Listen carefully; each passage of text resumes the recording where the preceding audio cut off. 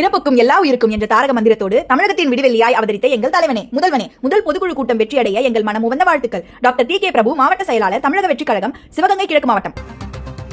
அண்மை செய்தி. தமிழக வெற்றிக் கழகத்தின் பொதுக்குழு கூட்டம் தொடங்கி இருக்கிறது. அண்மை செய்தியாக பார்க்கிறோம். பெரும் எதிர்பார்ப்புகளுக்கிடையே தமிழக வெற்றிக் கழகத்தின் முதல் பொதுக்குழு கூட்டம் தற்போது தொடங்கி இருக்கிறது. 2000க்கும் அதிகமான பொதுக்குழு உறுப்பினர்கள் இந்த கூட்டத்தில் பங்கேற்றிருக்கிறார்கள். தமிழக வெற்றிக் கழகத்தின் முதல் பொதுக்குழு கூட்டம் என்பதால் பெரும் ஆர்வத்தை ஏற்படுத்தி இருக்கிறது இந்த பொதுக்குழு கூட்டம். பொதுக்குழு கூட்டத்தில் கிட்டத்தட்ட 2000க்கும் மேற்பட்ட நிர்வாகிகள் இதில் பங்கேற்றிருக்கிறார்கள். இந்த கூட்டத்தில் விஜய் சுற்றுப்பயணம் குறித்து அறிவிப்பு வெளியாகலாம் என்று எதிர்பார்க்கப்படுகிறது. இருமொழிக் கொள்கை உட்பட பல்வேறு முக்கிய தீர்மானங்கள் இந்த கூட்டத்தில் நிறைவேற்றப்படலாம் என்றும் எதிர்பார்க்கப்படுகிறது. அதேபோல பூத் கமிட்டி மாநாடு, விஜயின் சுற்றுப்பயணம் குறித்த தேதி அறிவிக்கப்பட இருப்பதாகவும் தகவல் வெளியாகியிருக்கிறது. முன்னதாக இன்று காலை முதலே திருவான்மியூரில் அந்த பொதுக்குழு கூட்டம் நடைபெறக்கூடிய இடத்தில் கட்சி நிர்வாகிகள் வர தொடங்கியிருந்தார்கள். கரகாட்டம், மயிலாட்டம், ஒயிலாட்டம் என விழாக்கோலம் கொண்டிருந்ததையும் நாம் தொடர்ச்சியாக பார்த்து வந்தோம். தற்போது இது தொடர்பான கூடுதல் விவரங்களை வழங்குவதற்காக சுரேஷ் இணைந்திருக்கிறார். சுரேஷ், தற்போது பொதுக்குழு கூட்டம் தொடங்கி இருக்கிறது. நம்ம விழா மேடையில பார்த்தோம், கிட்டத்தட்ட ஒரு 8லேருந்து 10 சேர்கள் வரைக்கும் போடப்பட்டிருந்தது. நிர்வாகிகள் யாரெல்லாம் மேடையில இப்போ வந்திருக்கிறாங்க? விக்னேஷ், தமிழக வெற்றி கழகத்துடைய முதல் பொதுக்குழு கூட்டமாக இது அமைந்திருப்பதால் மிகுந்த முக்கியத்துவம் வாய்ந்ததாக பார்க்கப்படுகிறது. தமிழகம் முழுவதும் இருந்து 2000க்கும் மேற்பட்ட பொதுக்குழு உறுப்பினர்கள், மாவட்ட செயலாளர்கள் மற்றும் மாவட்ட நிர்வாகிகள் என 2000க்கும் மேற்பட்டோர் அழைக்கப்பட்டிருக்கிறார்கள். பொதுக்குழு கூட்டம், இந்த கூட்டம் என்பது தமிழக வெற்றி கழகத்தின் தலைவர் விஜய் அவர்கள் தலைமையில் நடக்கக்கூடிய முதல் பொதுக்குழு கூட்டம் என்பது முக்கியத்துவம் வாய்ந்தது. ஏனென்றால் ஒவ்வொரு கட்சிக்கும் பொதுக்குழு கூட்டத்தை கூட்டுவதற்கு ஒருவர் முக்கிய நிர்வாகியாக இருப்பார். சில கட்சிகள் அவைத்தலைவர் தான் பொதுக்குழுவை கூட்ட முடியும். ஆனால் இந்த கட்சியை பொறுத்தவரையில் தலைவருக்கு தான் முக்கியத்துவம் என்பதால் தலைவர் தான், தமிழக வெற்றி கழகத்தின் தலைவராக இருக்கக்கூடிய விஜய் தான் பொதுக்குழுவை கூட்டியிருக்கிறார். அந்த வகையில் பார்த்தோம் என்றால் இந்த பொதுக்குழு விஜய் அவர்கள் தலைமையில் நடக்கக்கூடியதாக இடம்பெற்றிருக்கிறது. இந்த பொதுக்குழு கூட்டத்தில் அக்கட்சியினுடைய பொதுச் செயலாளர் புசி ஆனந்த் பங்கேற்றிருக்கிறார். இதேபோன்று அந்த கட்சியினுடைய தேர்தல் பிரச்சார நிர்வாகியாக, முக்கிய நிர்வாகியாக இருக்கக்கூடிய ஆதவ் அர்ஜுன் பங்கேற்றிருக்கிறார். இப்படி இது மட்டுமல்லாமல் மாநில நிர்வாகிகளும் பங்கேற்றிருக்கிறார்கள். ஆகவே இந்த பொதுக்குழு கூட்டத்தில் விஜய் அவர்களுடைய கருத்துக்கள் என்பது அவருடைய கட்சியை ஊக்கப்படுத்தும் வகையில் அமையும் என தெரிவிக்கிறார்கள். அது மட்டுமல்லாமல் தமிழக அளவிலும் தேசிய அளவிலும் இருக்கக்கூடிய மக்கள் பிரச்சனைகள் சார்ந்த முக்கிய தீர்மானங்கள் இந்த பொதுக்குழு கூட்டத்தில் எடுக்கப்படும் என தெரிவிக்கிறார்கள். அது மட்டுமல்லாமல் விஜய் அவருடைய சுற்றுப்பயணம், தமிழகம் முழுவதும் அவர் சுற்றுப்பயணம் மேற்கொள்ள இருப்பதாகவும் அது குறிப்பாக நடைபயணமாக இருக்க வாய்ப்புள்ளது என்று தெரிவிக்கிறார்கள். விஜய் அவர்கள் நேரடியாக வேன் மற்றும் நடைபயணமாக இந்த திட்டத்தை வகுக்க இருப்பதாக தெரிவிக்கிறார்கள். ஆகவே தேர்தலுக்கு முன்பாக தமிழகத்தினுடைய பல்வேறு மாவட்டங்களுக்கும் நேரில் சென்று மக்களுடைய ஆதரவை திரட்ட வாய்ப்புள்ளதாக கூறுகிறார்கள். அது குறித்தும் இந்த பொதுக்குழுவில் ஆலோசிக்கப்பட வாய்ப்பிருக்கிறது. அது மட்டுமல்லாமல் பூத் கமிட்டியை வலுப்படுத்த வேண்டும் என்பது தமிழக வெற்றி கழகத்தினுடைய ஒரு முக்கிய அம்சமாக பார்க்கப்படுகிறது.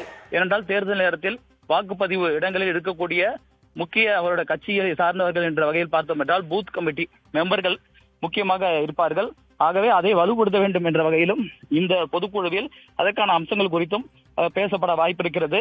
முக்கியமாக நிறைவு உரையாக தமிழக வெற்றி கழகத்தின் தலைவர் விஜயனுடைய உரை இடம்பெறும். அதுக்கு முன்பாக அவருடைய கடந்த ஓராண்டு செயல்பாடு குறித்தும், அதே போன்று கட்சியினுடைய அடுத்த கட்ட வளர்ச்சி கொடுத்த ஆலோசனைகள் மற்றும் இதுக்கான முன்னெடுப்புகள் இந்த பொதுக்குழுவில் ஆலோசிக்கப்படும். கடைசியாகத்தான் விஜய் அவருடைய பேச்சு என்பது இடம்பெற இருக்கிறது. விக்னேஷ், இப்போ பூத் கமிட்டி அமைக்கிறது, சுற்றுப்பயணம் மேற்கொள்றது, தீர்மானம் உள்ளிட்ட பல்வேறு விஷயங்களை நம்ம பார்க்கிறோம். பொதுக்குழுவை பொறுத்த வரைக்கும் இந்த தீர்மானம் என்பது ஒரு முக்கிய அம்சமாக இருக்கும். இப்போ எத்தனை தீர்மானங்கள்? 17 தீர்மானம் அப்படின்றத சொல்றாங்க. ஏதேனும் தீர்மானங்கள், என்னென்ன தீர்மானங்கள் இருக்கும் அப்படின்ற தகவல் ஏதாவது வெளியாகிருக்கா? யூகத்தின் அடிப்படையில் சொல்வதை விட அவர்கள் எல்லாமே முறையாக அறிவிப்புகள் வெளியாகும் என்றே அவர்கள் கூறுகிறார்கள். இருந்தாலும் இருமொழிக் கொள்கை, அதாவது தமிழ்நாட்டை பொறுத்தவரையில் இருமொழிக் கொள்கை தான் பல ஆண்டுகளாக கட்சிகள் என்பது முன்னெடுத்து வருகிறது. திராவிட கட்சிகளுடைய கொள்கையாகவும் அது இருந்து வருகிறது. அப்படிப்பட்ட வேளையில் இந்த இருமொழிக் கொள்கை தொடர்பாக இந்த பொதுக்குழுவில் முக்கிய அம்சம் இடம்பெறும். இருமொழிக் கொள்கையை விஜய் அவர்களும் ஏற்கனவே வலியுறுத்தி வந்திருக்கக்கூடிய நிலையில்தான் இது குறித்த இந்த தீர்மானமாக அது இடம்பெற வாய்ப்பிருக்கிறது. அது மட்டுமல்லாமல் தமிழகத்தில் பெண்களுக்கான பாதுகாப்பு, சட்டம் ஒழுங்கு தொடர்பாகவும் இந்த பொதுக்குழுவில் முக்கிய தீர்மானங்கள் இடம்பெற வாய்ப்பிருப்பதாக தெரிவிக்கிறார்கள். ஏனென்றால் ஏற்கனவே சட்டம் ஒழுங்கு, பெண்கள் பாதுகாப்பு தொடர்பாக தமிழ்நாடு ஆளுநர் RN ரவியை சந்தித்து ஒரு மனுவினை அளித்திருந்தார்.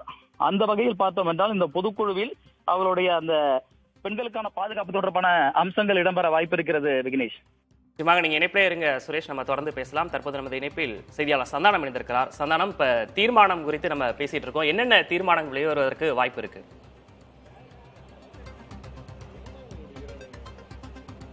விஷ்ணு, தமிழக வெற்றி கழகத்துடைய முதல் பொதுக்குழு கூட்டம் தற்போது தொடங்கியிருக்கிறது. இந்த பொதுக்குழு கூட்டத்தில் எந்தெந்த தீர்மானங்கள் நிறைவேற்றப்பட இருக்கிறது என்பது குறித்தான விவரங்கள் நமக்கு கிடைத்திருக்கிறது. ஒட்டுமொத்தமாக 17 தீர்மானங்கள் தமிழக வெற்றி கழகத்தினுடைய முதல் பொதுக்குழு கூட்டத்தில் இன்னும் சற்று நேரத்தில் நிறைவேற்றம் செய்யப்பட இருக்கிறது.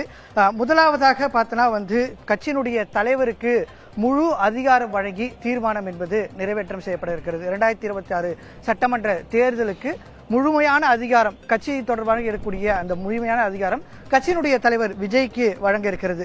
அதன் பின்பு கட்சியினுடைய தலைவர், பொதுச் செயலாளர், பொருளாளர் உள்ளிட்ட மாவட்ட செயலாளர் என நிர்வாகிகள் நியமனம் செய்யப்பட்டிருக்கிறாங்க. அவர்களுக்கு வாழ்த்து தெரிவித்து தீர்மானம். அதே போன்று கட்சியில மாவட்ட செயலாளர், அதே போன்று முக்கிய நிர்வாகிகள் ஒரு சிலர் உயிர்ந்திருக்கிறாங்க. அவர்களுக்கு இரங்கல் தெரிவித்து தீர்மானம் என்று தீர்மானம் நிறைவேற்றப்பட்டிருக்கிறது.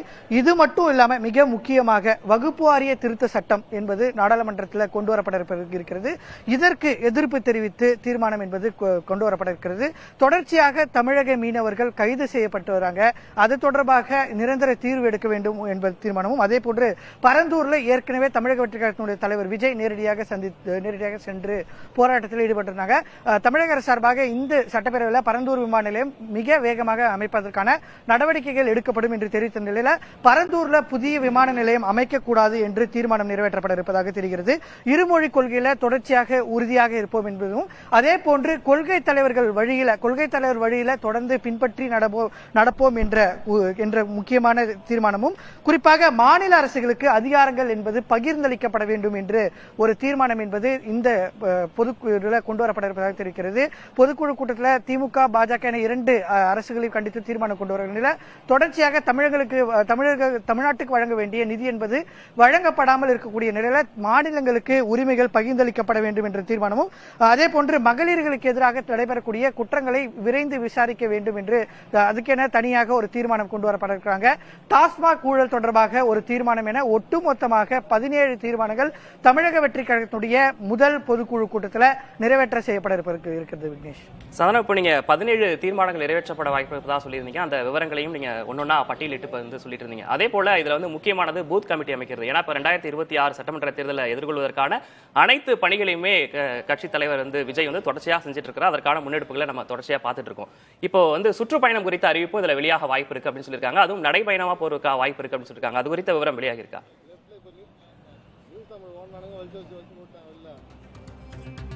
நிச்சயமா அது குறித்தான அறிவிப்புகளா வருமா அப்படின்னு கேட்டா அதுக்கான சந்தேகங்கள் இருக்கிறதா கட்சி தலைமையில சொல்றாங்க.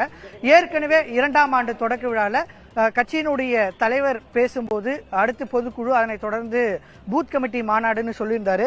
நிச்சயமா அடுத்த மாதம் 26ஆம் தேதி பூத் கமிட்டி மாநாடு நடத்துவதற்கான திட்டத்தில் தமிழக வெற்றி கழகம் இருக்கிறது அப்படின்றா நமக்கு நம்ம நிர்வாகிகளிடம் பேசும்போது தெரிகிறாங்க.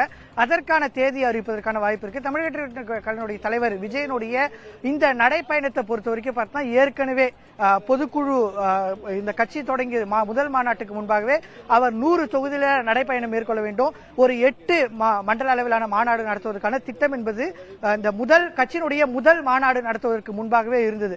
ஆனா தற்போது வரை அதற்கான அதிகாரப்பூர்வ திட்டமோ எதுவோ இல்லை. இருந்தாலும் கூட கட்சியினுடைய தலைவர் விஜய் நடத்தக்கூடிய கடைசி ஜனநாயகன் திரைப்படம் அடுத்த மாதம் நிறைவட இருக்கிறது.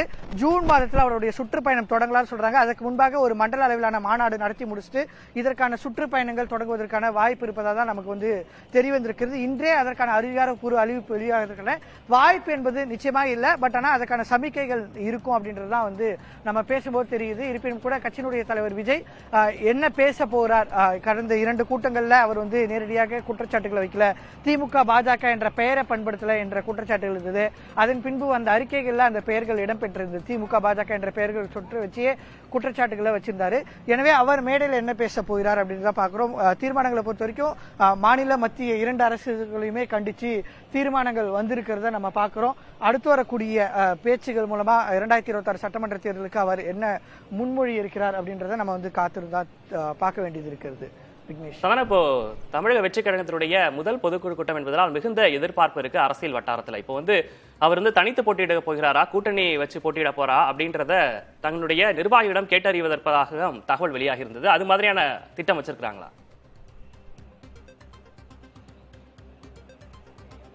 நிச்சயமா இல்ல. இந்த பொதுக்குழு கூட்டத்தை பொறுத்த வரைக்கும் தேர்தல் சம்பந்தமாகவே விஜய் இன்னும் பேசுவாரா அப்படின்ற எதிர்பார்ப்பு நிச்சயமா இல்ல அப்படின்றதுதான் கட்சியினுடைய தலைமை நிர்வாகிகிட்ட பேசும்போது இருக்கு. குறிப்பாக 2026 சட்டமன்ற தேர்தலுக்கு இன்னும் 10 மாதங்களுக்கு மேல இருக்கு. விஜய் இன்னும் களத்திற்கே செல்லாத ஒரு சூழல் இருக்கிறது. 2026 சட்டமன்ற தேர்தல் நிலைப்பாடை பொறுத்த வரைக்கும் தற்போது ஏற்கனவே முதல் மாநாட்டில் தெரிவித்த போது அவர் முதலமைச்சர் வேட்பாளராக களமிறங்குவோம் அப்படின்ற திட்டத்தில் இருக்காங்க. கூட்டணி தொடர்பாகவும் நம்ம அந்த கட்சியினுடைய நிர்வாகிகள் கிட்ட பேசும்போது தமிழக வெற்றி கழகத்தினுடைய தலைவர் விஜயை முதலமைச்சராக வேட்பாளராக ஏற்றுக்கொள்வது மட்டும்தான் கூட்டணியில் இடம்பெறுவாங்க அப்படின்றதா தற்போதைய அந்த கட்சியினுடைய நிலைப்பாடா இருக்கு. ஒருவேளை அப்படியே வேறு ஏதேனும் கட்சியினுடைய கூட்டணிக்கு செல்றதா இருந்தா கூட அவருடைய சுற்றுப்பயணம் முதல் சுற்றுப்பயணம் முடிவடைஞ்சு டிசம்பர் மாதத்துக்கு பின்புதான் அது தொடர்பாக விஜய் யோசிப்பார், இல்ல விஜய் தமிழக வெற்றி கழகம் முடிவெடுக்கும் அப்படின்றதுதான் கட்சியினுடைய தலைமை நிர்வாகி கிட்ட நம்ம பேசும்போது அவருடைய கருத்தா இருக்கு. எனவே அது தொடர்பாக இந்த கூட்டத்தில் அவர் பேசுவதற்கான வாய்ப்பு என்பது குறைவா இருக்கு. குறிப்பா அவர் இன்னும் களத்திற்கே செல்லல. கட்சியினுடைய கட்டமைப்பை பலப்படுத்துவதற்கு முன்பாகவே கூட்டணி குறித்தான முடிவுகள் எடுக்கும்போது அந்த கட்சியை நோக்கி வரக்கூடிய நபர்களுடைய எண்ணிக்கை குறையும். அவர் வரும்போதே ஒரு கூட்டணியை நோக்கி செயல்பட்டா அந்த கட்சியினுடைய வளர்ச்சி என்பது தடைபடும் அப்படின்றதான் அந்த கட்சியினுடைய முக்கிய நிர்வாகிகளுடைய கருத்தா இருக்கு. எனவே இந்த கூட்டத்தில் கூட்டணி தொடர்பாக அவர் பேசுவதற்கான வாய்ப்பு என்பது இல்லை அப்படின்றதான் நம்ம தலைமை நிர்வாகி கிட்ட பேசும்போது இருக்கு. இந்த கட்சியினுடைய கூட்டத்தை பொறுத்தவரைக்கும் தேர்தல் ஆணைய விதிமுறைப்படி ஒரு முறை பொதுக்குழு கூட்டம் நடத்த வேண்டும். கட்சியினுடைய நிர்வாகிகள் நியமனம் செய்யப்பட்டிருக்காங்க, அதற்கான ஒப்புதல் பெற வேண்டும் அப்படின்றதான் இதனுடைய பொதுக்குழு கூட்டத்திற்கான முதல் நோக்கமாக இருந்தது. அது மட்டும் இல்லாம அடுத்து வரக்கூடிய பணிகளை எவ்வாறு செய்ய வேண்டும் அப்படின்றதுக்கு குறிப்பா ஒவ்வொரு மாவட்ட செயலாளரும் இன்று ஒரு அறிக்கையை சமர்ப்பிக்க சொல்லியிருக்காங்க கட்சியினுடைய தலைமை சார்பா. அந்தந்த மாவட்டங்கள்ல 2021 சட்டமன்ற தேர்தலில் திமுக என்னென்ன வாக்குறுதி தொடர்ந்து பேசலாம். பிறப்புக்கும் எல்லா உயிருக்கும் என்ற தாரக மந்திரத்தோடு தமிழகத்தின் விடிவெள்ளியாய் அவதரித்த எங்கள் தலைவனே முதல்வனே முதல் பொதுக்குழு கூட்டம் வெற்றியடைய எங்கள் மனம் உவந்த வாழ்த்துக்கள். டாக்டர் டி கே பிரபு, மாவட்ட செயலாளர், தமிழக வெற்றி கழகம், சிவகங்கை கிழக்கு மாவட்டம்.